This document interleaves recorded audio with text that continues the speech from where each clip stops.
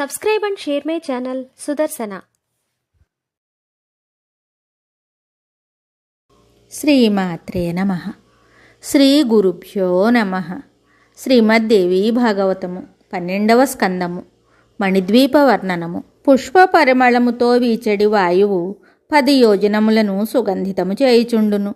గానలోలురైన గంధర్వులు తమ పత్నులతో అక్కడ విరాజమానులై ఉంటారు.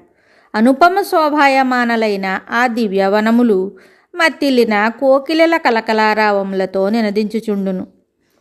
దాని తరువాత తామ్ర ప్రాకారమునకు ముందు గాజుతో చేసిన ప్రహరీ ప్రసిద్ధమైనది. దీని ఎత్తు 7 యోజనములుగా చెప్పబడినది. ఈ 2 ప్రాకారముల మధ్య సంతానమను పేరుగల వృక్షవాటిక ఉంది.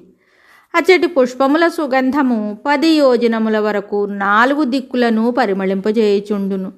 నిరంతరము వికసించు పుష్పములు పసిడి కాంతితో శోభిల్లుచుండును. అమృత సమానమైన మధుర రసములతో నిండిన తీయటి పండ్లు అచ్చట విస్తృతముగా లభించును.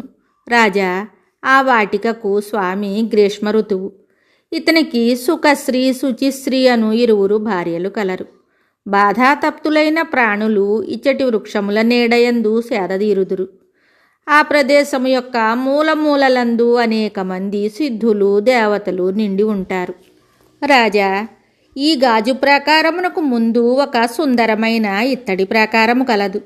దీని పొడవు 7 యోజనములు. ఈ 2 ప్రాకారముల మధ్య భాగమునందు మలయగిరి వృక్షవాటిక ఉంది. మేఘముల మీద స్వారీ చేయు వర్ష ఋతువు దీనిని వ్యవస్థీకరించును. దీని నేత్రములు పింగళవర్ణములు. ఇది మేఘరూప కవచమును ధరించి ఉండును. విద్యుల్లతలు తళతళ మెరయుచుండును. వర్షరాజు మేఘరూపమున గర్జించుచుండును. ఇంద్రధనస్సును చేబూని ఉండును.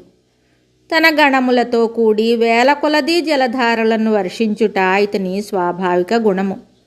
నభః శ్రీ నభస్య శ్రీ స్వరస్య రస్యమాలిని అంబాదుల నిరత్ని అభ్రమంతి మేఘయంతిక వర్షయంతి చూనిక వారిధార సమ్మత అను నామములతో ప్రసిద్ధులైన ఈ 12 శక్తులు వర్ష ఋతువు యొక్క పత్నులుగా చెప్పబడుదురు.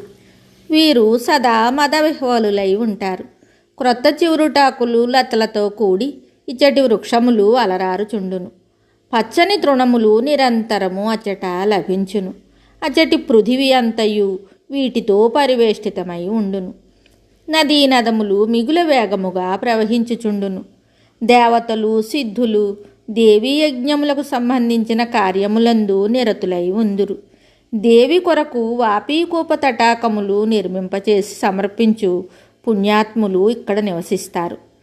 ఇత్తడి ప్రాకారమునకు ముందు భాగమున 7 యోజనముల పొడవు కలిగి పంచలోహములతో నిర్మించిన ప్రాకారము కలదు. దీని మధ్య మందారమను పేరుగల దివ్యమైన వృక్షవాటిక కలదు. రకరకములైన పుష్పములతో లతలతో వ్యాపించి ఉన్న ఈ ఉపవనము వివిధ పల్లవములతో అనుపమ శోభలొలుకుచుండును. దీని అధిష్టాత పవిత్రాత్మయగు శరదృతువు అని చెప్పుదురు. ఇతనికి ఇషులక్ష్మి ఊర్జలక్ష్మి అను పేర్లు గల సుప్రసిద్ధులైన 2 దేవీమణులు ఉన్నారు. తమ పత్నులతో అనుచరులతో అనేక సిద్ధపురుషులు ఇక్కడ నివసిస్తారు. ఈ లోహముతో చేయబడిన 6 ప్రాకారముల ఎదుట 7వది రజిత ప్రాకారం కలదు. దీని పొడవు కూడా 7 యోజనములు.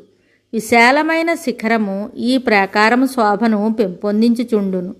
దీని మధ్య భాగమునందు పుష్పములతో దళములతో సంపన్నమైన సుందరమైన పారిజాత ఉపవనము కలదు. 4 వైపులా 10 యోజనముల వరకు సుగంధమును వ్యాపింపచేయు ఈ పుష్పములు దేవీ యజ్ఞమునందు సతతము ఉపయోగించబడి సమస్త గణములను పరమ ప్రసన్నము చేయును. మహోజ్వలమైన హేమంత ఋతువు ఈ ప్రాకారమునకు యజమాని. ఇతడు చేతియందు ఆయుధమును ధరించి ఉండును. గణములు ఎల్లవేళలా ఇతని వెంట ఉండును. అనురాగబద్ధులైన వారిని రంజింపచేయుట ఇతని స్వాభావిక గుణము.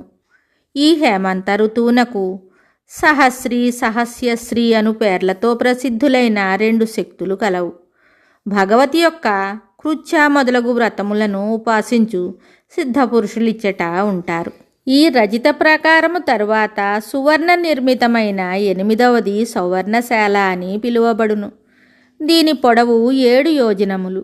దీని మధ్యలో సుందరమైన కదంబ వాటిక కలదు. ఇది పుష్ప పల్లవములతో సుశోభితమై ఉండును.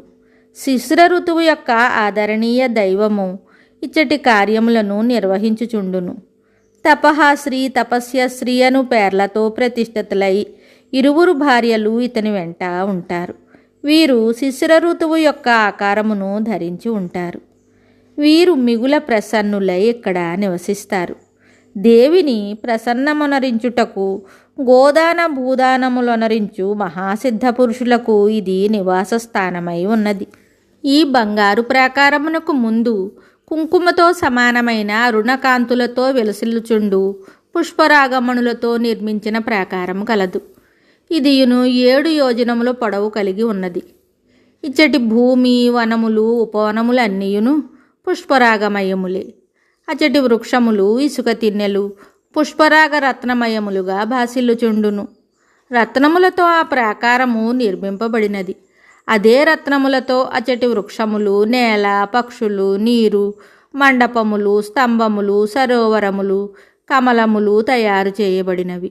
ఇవే కాక ఆ ప్రాకారము లోపలనున్న వస్తువులన్నీయును పుష్పరాగమణులతో నిర్మించబడినవి. రాజా, రత్న నిర్మిత ప్రాకారమును గురించిన సాధారణ పరిచయం ఇది. ప్రభు, ఈ ప్రాకారములు ఒకదానిని మించినదొకటి, ఒకదాని తరువాత ఇంకొకటి 1,00,000 రెట్లు అధిక తేజస్సుతో విరాజిల్లుచుండును. ప్రతి బ్రహ్మాండమునందు నివసించు ఇంద్రాది దిక్పాలకులు తమ సమాజం ఏర్పరచుకొని చేతులలో ఉత్తమమైన ఆయుధములను ధరించి ఇక్కడ నివసిస్తారు. మిగతాది తరువాయి భాగంలో తెలుసుకుందాము. శుభం. Subscribe and share my channel Sudarsana.